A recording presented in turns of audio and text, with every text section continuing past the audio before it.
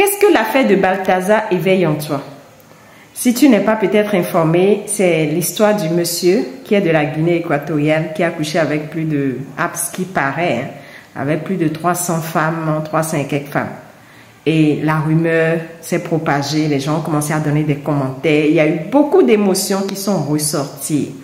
Moi, ce qui m'intéresse ici, c'est de te poser une question fondamentale sur qu'est-ce que cette histoire éveille en toi comme émotion. Beaucoup de personnes veulent apprendre à se connaître, veulent apprendre à se découvrir, mais très peu observent ce qui se passe en eux.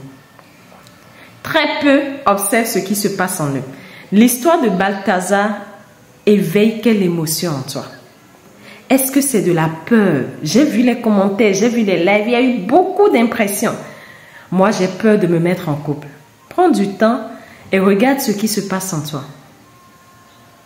Est-ce que ça éveille en moi de la colère? Est-ce que ça éveille en moi de la peur de me mettre en couple?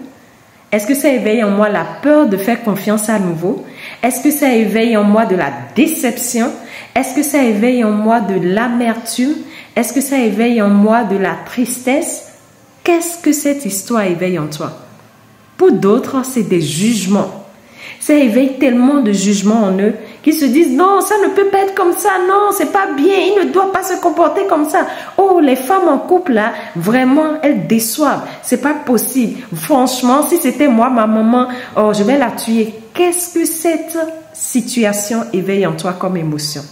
Prends du temps et va à l'intérieur. Lorsque tu vas détecter l'émotion que cela éveille en toi, cela veut beaucoup dire sur ta propre vie.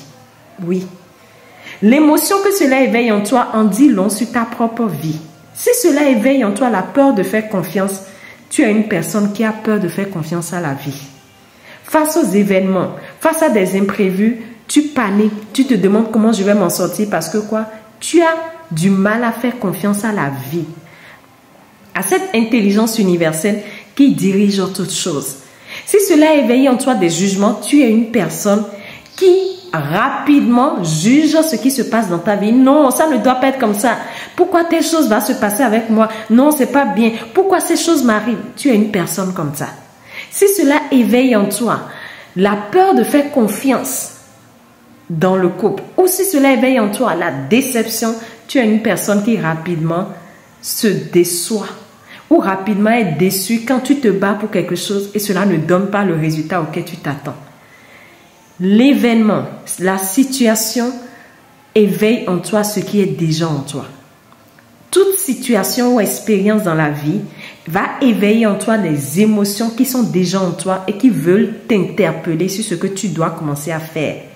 Et au lieu de t'accrocher sur « non, Balthazar ne doit pas faire ci, non, Balthazar ne doit pas faire ça, les femmes ne sont plus sérieuses », tu dois chercher à voir qu'est-ce qui se passe en moi et à travailler sur toi. Et c'est ce qui te grandit, c'est ce qui te permet d'avancer, c'est ce qui te permet de mieux aller vers la meilleure version de toi-même.